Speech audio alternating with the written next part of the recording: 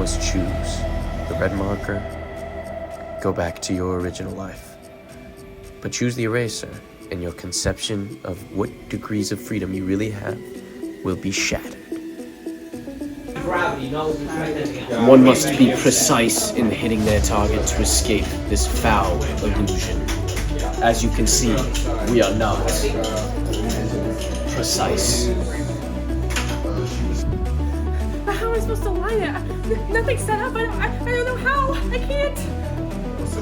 Young one, it's quite simple. Simply adjust the pitch and yaw when the aperture is far away, and adjust the X and Y translation when you are close to the laser beam. Ensure that it is collimated and you will see perfect transmission. Yes! Everything's aligned now. I can trust everything now that everything is perfectly aligned and nothing else is bad. You assume way too much. You trust gravity? I built this quick apparatus to make sure that gravity is aligned with the table. And we can see from a back reflection of a pentaprism, penta meaning 5 from the Greek etymology.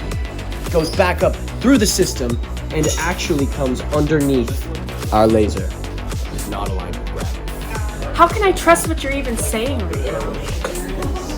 As you can see from the apparatus right here, our incident laser beam hits the pentaprism and rotates 90 degrees. This 90-degree change in orientation then reflects off the top surface of the water, comes back up, and exits back towards the laser beam. If they are perfectly aligned, the table and gravity, the outgoing laser beam would meet the exit port of the original laser. But as we can see, it does not. He thinks I'm a fool. Well, I'll show him. Not only have I aligned one optical rail in parallel, I've aligned another. So there's 2 optical rails that are both parallel with each other, using a cube beam splitter that seems to be a little more precise when you deviate it, versus a pentaprism, who when you move it, doesn't seem to change where the spot is. Using this knowledge, I can go further with this experiment.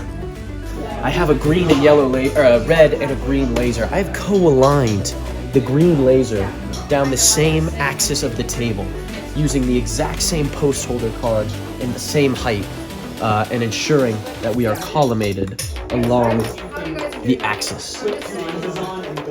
Therefore, we must go further. My ultimate goal is to make an orange laser or yellow laser to ensure that humanity has a chance. Oh wow!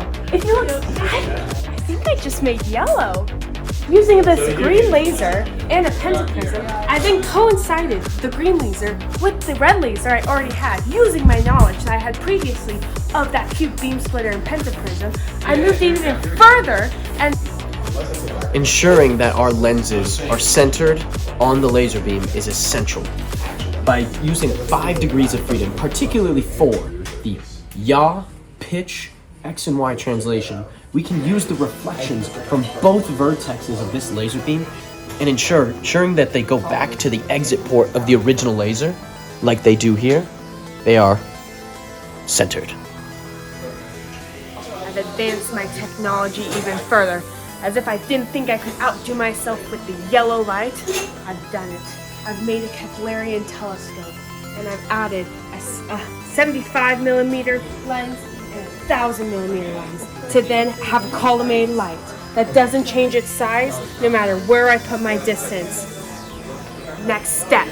Here we go. We are in the final countdown.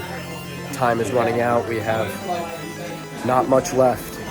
The hero is what we need. She is the one. After years and years, I finally done it. Our microscope and its reticle is aligned with our laser. This took very much trial and error, which way aligning the microscope with our laser, along with taking out the reticle and fixing the reticle, so the reticle is now centered to where we can get to this point for all humanity. How I knew. Alright, go. For those of you asking how I knew when I needed to adjust the reticle or when I needed to adjust the position of the microscope, when it was up close and I can see this dot, that's when I adjusted the microscope. But figuring out where this line was and getting it into our crosshairs, that's when I adjusted the reticle.